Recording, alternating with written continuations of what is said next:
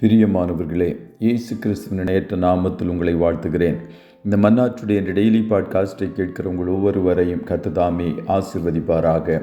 லூக்கா 1வது அதிகாரம் 40வது வசனம் கூறுகிறது, மரியாள் சகரியாவின் வீட்டுக்குள் பிரவேசித்து எலிசபெத்தை வாழ்த்தினாள் என்பதாக. ஒருவருக்கொருவர் ஆசீர்வாதமாயிருங்கள், be a blessing to one another என்ற தலைப்பின் கீழ் இன்றைய மன்னாவை தியானிக்கப் போகிறோம்.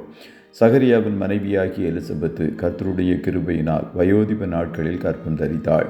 தேவதூதன் சகரியாவை நோக்கி, பயப்படாதே, உன் வேண்டுதல் கேட்கப்பட்டது. உன் மனைவியாகிய எலிசபெத்து உனக்கு ஒரு குமாரனை பெறுவாள். அவனுக்கு யோவான் என்று பெயரிடுவாயாக என்றான். அதன் பின்பு சுமார் 6 மாதங்கள் கழித்து காபிரியல் தூதன் மரியாள் என்ற இளம் கன்னிகையிடம் வந்து, பயப்படாதே, நீ தேவனிடத்தில் கிருபை பெற்றாய். இதோ நீ கர்ப்பவதியாகி ஒரு குமாரனை பெறுவாய். அவருக்கு இயேசு என்று பெயரிடுவாயாக என்றான். உனக்கு இனத்தாளாயிருக்கிற எலிசபெத்தும் தன் முதிர் வயதிலே ஒரு புத்திரனை கர்ப்பம் தரித்திருக்கிறாள். மலடி எண்ணப்பட்ட அவளுக்கு இது 6ஆம் மாதம் என்று கூறி தேவதூதன் போய்விட்டான். எலிசபெத்து கர்ப்பவதியாய் காணப்படுகிறாள் என்பதை கேள்விப்பட்ட மரியாள் சுமார் 80 100 மைல் தொலைவில் அவள் வாழ்ந்து கொண்டிருந்த மலைதேசத்தில் உள்ள பட்டணத்திற்கு கடந்து சென்று அவளை மனதார வாழ்த்தினாள். வயோதிப வயதில் கர்ப்பம் தரித்ததினால் பலவிதமான கஷ்டங்கள் அவளுக்கு காணப்படும் என்பதை புரிந்து கொண்ட மரியாள் 3 மாதங்கள் அவளோடு தங்கியிருந்து உதவி செய்தாள்.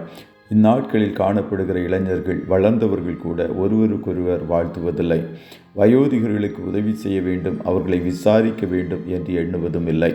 வயோதிப பெற்றோர்களை கூட விசாரித்து உதவி செய்யாத விசுவாசிகள் என்று தங்களை கூறிக்கொள்ளுகிறவர்கள் திரளாய் காணப்படுகிறார்கள். கர்த்தருடைய பிள்ளைகளை, பண்டிகை காலங்களில் வயோதிபர்களையும் அனாதைகளையும் திக்கற்றவர்களையும் விசாரியுங்கள். சில வேளைகளில் நாம் அறியாமல் தேவதூதர்களையும் இயேசுவையும் கூட விசாரிக்கிறவர்களாய் காணப்படுவோம். எலிசபெத்து தன்னை வாழ்த்தின மரியாளுக்கு வயோதிபத்தின் நிமித்தம் கைமாறு ஒன்றும் செய்ய முடியவில்லை. ஆனால் அவள் பரிசுத்த ஆவியினால் நிரப்பப்பட்டாள் என்று லூக்கா 1:43 கூறுகிறது.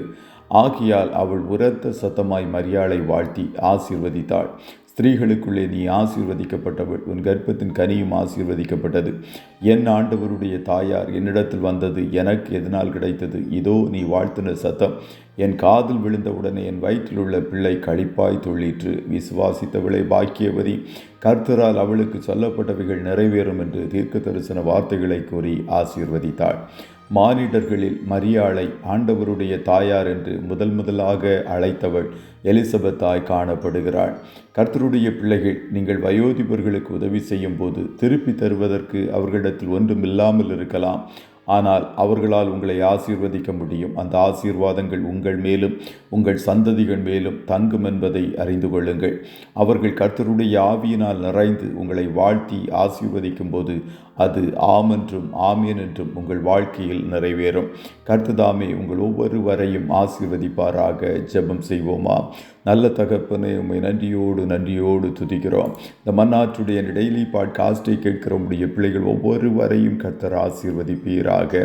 அப்பா, நாங்கள் ஒருவருக்கொருவர் ஆசீர்வாதமாய் காணப்பட கர்த்தனே கிருபை செய்யும் என்று சொல்லி ஜெபிக்கிறோம். ஒருவரை ஒருவர் மனதார வாழ்த்துகிறவர்களாயும் நாங்கள் காணட்டும் ஆண்டவரே. இந்த பண்டிகை காலங்களில் எங்களால் இயன்றவரை மற்றவர்களுக்கு ஒரு ஆசீர்வாதத்தின் பாத்திரமாய் நாங்கள் காணப்பட எங்களை அர்ப்பணிக்கிறோம். இன்றைய தினம் உம்முடைய பிள்ளைகள் கையிடுகிற எல்லா வேலைகளையும் ஆசீர்வதியும்.